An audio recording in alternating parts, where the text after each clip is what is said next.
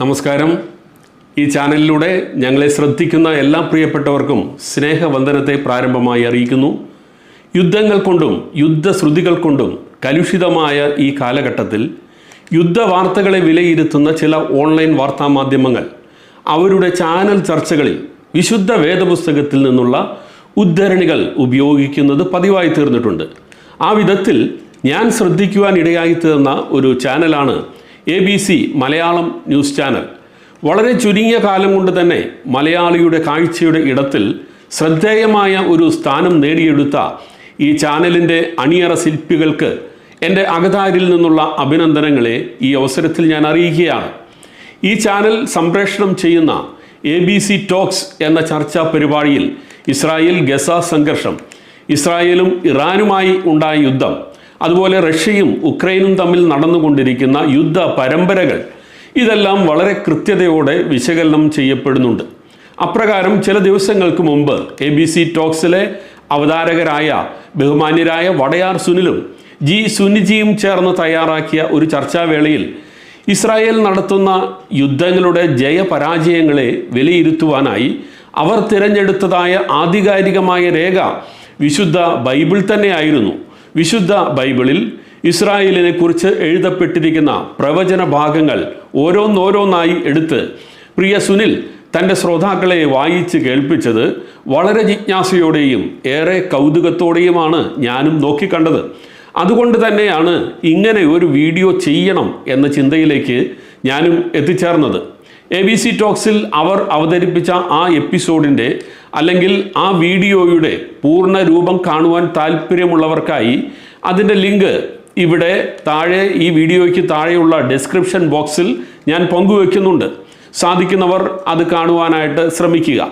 എന്നാൽ അതിൽ എൻ്റെ ശ്രദ്ധയ്ക്ക് വിഷയീഭവിച്ച അതിലെ ചില പ്രസക്തമായ ഭാഗങ്ങൾ മാത്രമൊന്ന് അടർത്തിയെടുത്ത് നിങ്ങളുടെ ശ്രദ്ധയിലേക്കായി ഞാൻ ഇവിടെ ഒന്ന് പങ്കുവെക്കുകയാണ്. ആ വീഡിയോ ദൃശ്യങ്ങളെ ആസ്പദമാക്കിയാണ് തുടർന്നുള്ള എൻ്റെ സന്ദേശം മുന്നോട്ട് പോകുന്നത് എന്നതിനാൽ എൻ്റെ ശ്രോതാക്കളുടെ സത്വരമായ ശ്രദ്ധയെ ഞാനിവിടെ ചോദിക്കുകയാണ്. ഞാൻ ഇസ്രയേലിൻ്റെ കാര്യത്തിൽ വലിയ ബൈബിൾ വിശ്വാസിയാണ്. ബൈബിളിൽ പറയുന്ന കാര്യങ്ങളൊക്കെ അച്ചട്ടായി നടക്കുന്നുണ്ട് എന്ന് പറയാൻ എനിക്കൊരു മടിയുമില്ല. എന്നെ സംബന്ധിച്ച് ഞാൻ ഇതിലൊക്കെ വിശ്വസിക്കുന്നു. കാരണം ഞാൻ നല്ല വിശ്വാസിയായി. കാരണം വേദപുസ്തകത്തിൽ പറഞ്ഞിരിക്കുന്ന പോലെ, ബൈബിളിൽ പറഞ്ഞിരിക്കുന്ന പോലെ അക്ഷരം പ്രതി ഇസ്രായേലിൻ്റെ ചരിത്രം എടുത്തു നോക്കിയാൽ ഇസ്രായേലിൻ്റെ ചരിത്രം ബൈബിളിൽ എഴുതി വെച്ചിട്ടുണ്ട്. അതിൽ ബൈബിളിൽ പറയുന്നതല്ലാത്ത ഒന്നും ഇസ്രായേലിൽ നടന്നിട്ടില്ല. എൻ്റെ മുന്നിൽ ഒരു ഡോക്യുമെൻ്റ് ഇരിക്കുകയാണ്. ലോകത്ത് ഒരു സംഭവം നടക്കുന്നു, അത് ഈ ഡോക്യുമെൻ്റ് പ്രകാരം അതിൽ പറഞ്ഞിരിക്കുന്ന പോലെ സംഭവിക്കുകയാണ്. അദ്ദേഹം പറഞ്ഞത് നിങ്ങൾ ശ്രദ്ധിച്ചു കാണുമല്ലോ. തൻ്റെ മുന്നിൽ ഒരു ഡോക്യുമെൻ്റ് ഇരിക്കുകയാണ്. ഏതാണ് ആ ഡോക്യുമെൻ്റ്? ബൈബിൾ എന്ന ഡോക്യുമെൻ്റ്. അതിൽ ഇസ്രായേലിനെ കുറിച്ച് പറയുന്നതെല്ലാം അക്ഷരം പ്രതി നിറവേറുകയാണ്. അതുകൊണ്ട് ഞാൻ ബൈബിളിൽ വിശ്വസിക്കുന്നു, അതുകൊണ്ട് ഞാൻ സുവിശേഷത്തിൽ വിശ്വസിക്കുന്നു എന്നായിരുന്നു അദ്ദേഹം പ്രഖ്യാപിച്ചത്. ഇങ്ങനെയൊരു പ്രഖ്യാപനം നടത്തുവാൻ അദ്ദേഹം കാണിച്ച ആർജവത്തെ ഞാൻ ആദ്യമായി അഭിനന്ദിക്കുകയാണ്. ബൈബിൾ വിശ്വാസികൾക്കെല്ലാം വലിയ ആത്മാഭിമാനത്തിന് വക നൽകുന്നത് തന്നെയാണ് അദ്ദേഹത്തിൻ്റെ ഈ തുറന്ന ഏറ്റുപറച്ചിൽ എന്നുള്ളതിന് യാതൊരു തർക്കവുമില്ല. എന്നാൽ ഈ ഏറ്റുപറച്ചിലിൽ വ്യക്തതയില്ലാത്തതും ഒരുപക്ഷെ അദ്ദേഹം വ്യക്തത വരുത്തുവാൻ ആഗ്രഹിക്കാത്തതുമായ ഒരു കാര്യത്തെ എൻ്റെ ശ്രോതാക്കളുടെ ശ്രദ്ധയിലേക്ക് കൊണ്ടുവരുവാൻ ഞാനിവിടെ ആഗ്രഹിക്കുകയാണ്. ഇവിടെ അദ്ദേഹം തൻ്റെ പ്രസ്താവന ആരംഭിക്കുന്നത് ഇങ്ങനെയാണ്: ഇസ്രായേലിനെ സംബന്ധിച്ച് ഞാനൊരു ബൈബിൾ വിശ്വാസിയാണ്. അങ്ങനെയെങ്കിൽ ഈ ഏറ്റുപറച്ചിലൂടെ കേവലം ഇസ്രായേലിനെ സംബന്ധിച്ച് മാത്രമാണ് അദ്ദേഹം ബൈബിളിനെ ശരിവെക്കുന്നത്. ഇസ്രായേലിൻ്റെ ദൈവമായ യഹോവയുടെ ആത്മാവിനാൽ എഴുതപ്പെട്ട ബൈബിളിലെ മറ്റ് ഒട്ടനവധി പ്രവചനങ്ങളെയും പ്രഖ്യാപനങ്ങളെയും അദ്ദേഹം തമസ്കരിക്കുകയോ മനഃപൂർവ്വമായി കണ്ടില്ലെന്ന് നടിക്കുകയോ ചെയ്യുന്നുണ്ട് എന്ന് ഈ ഏറ്റുപറച്ചിലിനെ സസൂക്ഷ്മം ശ്രദ്ധയോടെ വിശകലനം ചെയ്യുന്ന ശ്രോതാക്കൾക്ക് കണ്ടെത്തുവാനായിട്ട് സാധ്യമാണ്. ഇസ്രായേലിനെ സംബന്ധിച്ച് മാത്രമാണ് അദ്ദേഹം ബൈബിളിനെ വിശ്വസിക്കുന്നത് എങ്കിൽ അദ്ദേഹത്തിൻ്റെ ഈ ഏറ്റുപറച്ചിലിന് പുറകിലുള്ള ഉദ്ദേശശുദ്ധിയും ബൈബിൾ വിശ്വാസികൾ വിശകലനം ചെയ്യേണ്ടതാണ്. ബൈബിൾ വിശ്വാസികളുടെ വിശ്വാസ്യത നേടിയെടുക്കുക, അതിലൂടെ താൻ പ്രതിനിധാനം ചെയ്യുന്ന ചാനലിൻ്റെ റേറ്റിംഗ് ഉയർത്തുക തുടങ്ങിയ മീഡിയ തന്ത്രങ്ങളുടെ ഭാഗമാണോ ഈ വെളിപ്പെടുത്തൽ എന്ന് ആരെങ്കിലും ചിന്തിച്ചു പോയാൽ അതിനെയും നമുക്ക് തെറ്റു പറയുവാനായിട്ട് സാധിക്കില്ല. എൻ്റെ വിഷയത്തിലേക്ക് ഞാൻ കടക്കുന്നതിന് മുൻപ് എൻ്റെ ശ്രോതാക്കളെ ഒരു കാര്യം ഞാനിവിടെ ഓർപ്പിക്കട്ടെ. കേവലം ഇസ്രായേലിൻ്റെ കാര്യത്തിൽ മാത്രം വിശ്വാസത്തിലെടുക്കേണ്ട ഒരു പുസ്തകമല്ല വിശുദ്ധ ബൈബിൾ. ഇസ്രായേലിൻ്റെ കാര്യത്തിൽ ഈ പുസ്തകം പ്രവചിച്ചതെല്ലാം അക്ഷരം പ്രതി നിറവേറുന്നുണ്ടെങ്കിൽ ഓർക്കുക, ഈ ഗ്രന്ഥം വ്യക്തമാക്കുന്ന മറ്റ് പ്രവചനങ്ങളാകട്ടെ പ്രഖ്യാപനങ്ങളാകട്ടെ അതിനൊന്നിനും യാതൊരു മാറ്റവും ഉണ്ടാകില്ല എന്ന് സാമാന്യ ബുദ്ധി കൊണ്ട് ചിന്തിക്കുന്ന ആർക്കും മനസ്സിലാക്കാൻ സാധിക്കാവുന്നതേ ഉള്ളൂ. ബൈബിളിൻ്റെ വിശ്വാസ്യത, ബൈബിളിൻ്റെ നിസ്തുല്യത, ഇതിനെയെല്ലാം ഊട്ടി ഉറപ്പിച്ചുകൊണ്ട് കർത്താവായ യേശുക്രിസ്തുവിൻ്റെ പ്രഖ്യാപനം ഇങ്ങനെയാണ്: സത്യമായിട്ട് ഞാൻ നിങ്ങളോട് പറയുന്നു, ആകാശവും ഭൂമിയും ഒഴിഞ്ഞു പോയാലും ഈ വചനത്തിൽ നിന്ന് ഒരു വള്ളിയെങ്കിലും പുള്ളിയെങ്കിലും ഒരു നാളും ഒഴിഞ്ഞു പോകുകയില്ല, അഥവാ മാറ്റം വരികയില്ല. ഇനി ബൈബിളിൻ്റെ വിശ്വാസ്യതയെക്കുറിച്ച് സ്വർഗം നൽകിയിരിക്കുന്ന ചില പ്രഖ്യാപനങ്ങൾ കൂടി ഞാൻ വായിച്ച് കേൾപ്പിക്കാം. വെളിപ്പാട് പുസ്തകം 21-ാം അധ്യായം അതിൻ്റെ 5-ാം വാക്യം ഇങ്ങനെയാണ് പറയുന്നത്: എഴുതുക, ഈ വചനം വിശ്വാസയോഗ്യവും സത്യവും ആകുന്നു. തിമോത്തിയോസിന് എഴുതിയ 1-ാം ലേഖനം 1-ാം അധ്യായം അതിൻ്റെ 15-ാം വാക്യം ഇങ്ങനെയാണ് എഴുതപ്പെട്ടിരിക്കുന്നത്. അപ്പോസ്തലനായ പൗലോസ് പരിശുദ്ധാത്മ നിയോഗത്താൽ അത് ഇങ്ങനെയാണ് എഴുതി ചേർത്തത്: ഇത് വിശ്വാസ്യവും എല്ലാവരും അംഗീകരിപ്പാൻ യോഗ്യവുമായ വചനം തന്നെ. വിശുദ്ധ ബൈബിൾ വിശ്വാസയോഗ്യമാണ്, ഇത് സത്യമാണ്, ഇത് എല്ലാവരും അംഗീകരിപ്പാൻ യോഗ്യമായതാണ് എന്ന് ഇസ്രായേലിൻ്റെ പരിശുദ്ധനായ യഹോവയായ ദൈവം സാക്ഷ്യപ്പെടുത്തിയിട്ടുള്ളതാണ്. ദൈവത്തിൻ്റെ പരിശുദ്ധാത്മാവിനാൽ കൽപ്പന ലഭിച്ചിട്ട് 40ഓളം വരുന്ന എഴുത്തുകാരാൽ 1500 വർഷങ്ങളുടെ ഇടവേളയിൽ വിരചിതമായതാണ് വിശുദ്ധ ബൈബിൾ. രാജാക്കന്മാർ, പ്രവാചകന്മാർ, പുരോഹിതന്മാർ, ഡോക്ടർമാർ, മുക്കുവർ, ആട്ടിടയന്മാർ തുടങ്ങി സമൂഹത്തിൻ്റെ വിവിധ തുറകളിൽ നിന്നുള്ളവരെ ദൈവം തൻ്റെ കരങ്ങളിൽ ഇതിൻ്റെ പൂർത്തീകരണത്തിനായി എടുത്ത് ഉപയോഗിക്കുകയുണ്ടായി. പരസ്പരം പരിചിതർ അല്ലാത്തവർ യുഗങ്ങളുടെ ഇടവേളയിൽ എഴുതിയതെങ്കിലും ഒരു ചങ്ങലയിൽ കോർത്തെടുത്ത കണ്ണികൾ പോലെ പരസ്പര വൈരുദ്ധ്യങ്ങളില്ലാതെ കാണപ്പെടുന്ന ഇത്ര വിശിഷ്ടമായ ഒരു ഗ്രന്ഥം മാനവ ചരിത്രത്തിൽ ഇന്നയോളം കണ്ടെത്താൻ സാധിച്ചിട്ടില്ല. അഖിലാണ്ടകാരണനായ സൃഷ്ടാവായ ദൈവത്തിൻ്റെ കയ്യൊപ്പ് ചാർത്തപ്പെട്ട ഈ വിശിഷ്ട ഗ്രന്ഥമാണ് ABC ടോക്സിലെ സുഹൃത്തുക്കൾക്ക് മുമ്പിൽ റെക്കോർഡായി തുറക്കപ്പെട്ടിരിക്കുന്ന വിശുദ്ധ ബൈബിൾ. ഈ കാര്യങ്ങൾ മനസ്സിലാക്കിക്കൊണ്ട് ബൈബിളിനെ പൂർണ്ണമായി വിശ്വസിക്കുമ്പോൾ മാത്രമാണ് ഒരുവന് ഒരു യഥാർത്ഥ ബൈബിൾ വിശ്വാസിയും ഒരു യഥാർത്ഥ ദൈവവിശ്വാസിയുമായി തീരുവാൻ സാധിക്കുകയുള്ളൂ എന്ന് എൻ്റെ കേൾവിക്കാരെ ഏറ്റവും സ്നേഹത്തോടെ ഞാനിവിടെ ഓർമ്മിപ്പിക്കുകയാണ്. സ്വർഗത്തിൽ അധിവസിക്കുന്ന ദൈവം തൻ്റെ സൃഷ്ടിയായ മാനവവർഗത്തോട് സംസാരിക്കുന്ന സ്നേഹ സംഭാഷണമാണ്, അഥവാ ചരിത്രം കണ്ട ഏറ്റവും മനോഹരമായ പ്രേമ കാവ്യമാണ് ബൈബിൾ. ബൈബിളിൻ്റെ പ്രഥമ പുസ്തകമായ ഉൽപ്പത്തി മുതൽ അവസാന പുസ്തകമായ വെളിപ്പാട് വരെ ഉള്ള 66 പുസ്തകങ്ങളും വിരൽ ചൂണ്ടിക്കാണിക്കുന്ന വ്യക്തിവിശേഷം അത് കർത്താവായ യേശുക്രിസ്തുവാണ്. അഥവാ ബൈബിളിൻ്റെ സാര സംഗ്രഹമെന്നത് കർത്താവായ യേശുക്രിസ്തുവാണ്. യേശുക്രിസ്തുവിനെ കുറിച്ചുള്ള പ്രവചനങ്ങളുടെ പൂർത്തീകരണത്തിന് വേണ്ടി ദൈവം ഉപയോഗിച്ചിട്ടുള്ള ഒരു ഉപകരണം മാത്രമാണ് ഇസ്രായേൽ എന്നത്. ഇസ്രായേൽ എന്ന വംശം ഉരുത്തിരിയുവാൻ കാരണമായി തീർന്ന അബ്രഹാം എന്ന വ്യക്തിയെ ദൈവം വിളിച്ച് വേർതിരിക്കുന്നത് തന്നെ ലോകരക്ഷകനായ യേശുവിൻ്റെ ജനനത്തിന് വഴി തുറക്കുവാൻ വേണ്ടിയായിരുന്നു. ബൈബിളിനെ സസൂക്ഷ്മം പഠന വിധേയമാക്കുവാൻ ശ്രമിക്കുന്ന ഒരു വ്യക്തിയുടെ ശ്രദ്ധകളെല്ലാം കേന്ദ്രീകരിക്കപ്പെടേണ്ടത് യേശുക്രിസ്തുവിലേക്കാണ്.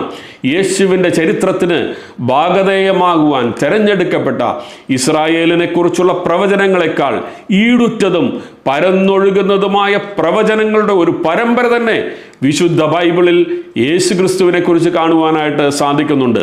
യേശുവിൻ്റെ ജനനം, യേശുവിൻ്റെ ജീവിതം, യേശുവിൻ്റെ മരണം, ഉയിർത്തെഴുന്നേൽപ്പ്, മടങ്ങിവരവ്, ഇതെല്ലാം ചൂണ്ടിക്കാണിക്കുന്ന പ്രവചന ഭാഗങ്ങളിൽ ഇനിയും സംഭവ വിധേയമാകേണ്ട മടങ്ങിവരവ് ഒഴികെ പ്രവചിക്കപ്പെട്ടതും പൂർത്തീകരിക്കപ്പെട്ടതുമായ ബൈബിൾ പ്രവചനങ്ങളുടെ ഒരു അത്ഭുത ലോകത്തിലേക്ക് എൻ്റെ ശ്രോതാക്കളെ ഞാനിവിടെ ഒന്ന് കൊണ്ടുപോവുകയാണ്. ശ്രദ്ധയോടെ വീക്ഷിച്ചാൽ യേശുവിൻ്റെ ജനനത്തിന് 700-ൽ പരം വർഷം മുമ്പ് യെശയ്യാവ് എന്ന പ്രവാചകൻ ഇങ്ങനെ വിളിച്ചു പറഞ്ഞു, കന്യക ഗർഭിണിയായി ഒരു മകനെ പ്രസവിക്കും, അവന് ഇമ്മാനുവേൽ എന്ന് പേർ വിളിക്കും. ഈ പ്രവചനത്തിന് ശേഷം നൂറ്റാണ്ടുകൾ പിന്നിട്ട് കഴിയുമ്പോൾ ബൈബിളിലെ പുതിയ നിയമ പുസ്തകങ്ങളാകുന്ന സുവിശേഷങ്ങളിലേക്ക് കടന്നു വരുമ്പോൾ തിരുവെഴുത്തുകളുടെ പൂർത്തീകരണമായി യേശു ഭൂജാതനാകുന്ന കാഴ്ചയാണ് നമുക്ക് കാണാൻ സാധിക്കുന്നത്. ചരിത്രത്താളുകളിൽ തങ്കലിപികളിൽ ആലേഖനം ചെയ്യപ്പെട്ട ആ അത്ഭുത ജനനത്തെ ഗണനം ചെയ്യുവാൻ യാതൊരു നിരീശ്വര യുക്തിവാദ പ്രസ്ഥാനങ്ങൾക്കും ഇന്നയോളം കഴിയാതെ വണ്ണം സൂര്യശോഭ പോലെ ലോക ചരിത്രത്തിൽ അത് ഇന്നും തിളങ്ങിക്കൊണ്ടിരിക്കുകയാണ്. മീക എന്ന പ്രവാചകൻ യേശുവിൻ്റെ ജനനത്തിന് 700-ൽ പരം വർഷം മുൻപ് ഇങ്ങനെ വിളിച്ചു പറഞ്ഞു, നീയോ ബേത്ലഹേം എഫ്രാത്തെ, നീ യഹൂദ സഹസ്രങ്ങളിൽ ചെറുതായിരുന്നാലും ഇസ്രായേലിന് അധിപതിയായിരിക്കേണ്ടുന്നവൻ എനിക്ക് നിന്നിൽ നിന്ന് ഉത്ഭവിച്ചു വരും. ലോക ചരിത്രത്തെ BC എന്നും AD എന്നും രണ്ടായി വിഭാഗിച്ചുകൊണ്ട് യഹൂദാഗോത്രത്തിലെ സിംഹമായവൻ, കാലത്തിൻ്റെ കതിരവനായവൻ, കാലത്തിൻ്റെ സമ്പൂർണതയിൽ കന്യാമറിയത്തിൽ ഉരുവായി ബേത്ലഹേമിലെ കാലിത്തൊഴുത്തിൽ പിറവിയെടുത്തു. വീണ്ടും യേശുവിൻ്റെ ജനനത്തിന് 600 പരം വർഷങ്ങൾക്ക് മുൻപ് ഇരമ്യാവെന്ന പ്രവാചകൻ ഇങ്ങനെ എഴുതി, ദാവീദിന് നീതിയുള്ളൊരു മുളയായവനെ ഉത്ഭവിപ്പിക്കുന്ന കാലം വരും. എഴുതപ്പെട്ടതുപോലെ ഇതാ ഇസ്രായേലിൻ്റെ അതുല്യനായ രാജാവായിരുന്ന ദാവീദിൻ്റെ സന്തതി പരമ്പരയിൽ നിന്ന് യേശു കാലത്തിലേക്ക് പിറവിയെടുക്കുകയായിരുന്നു.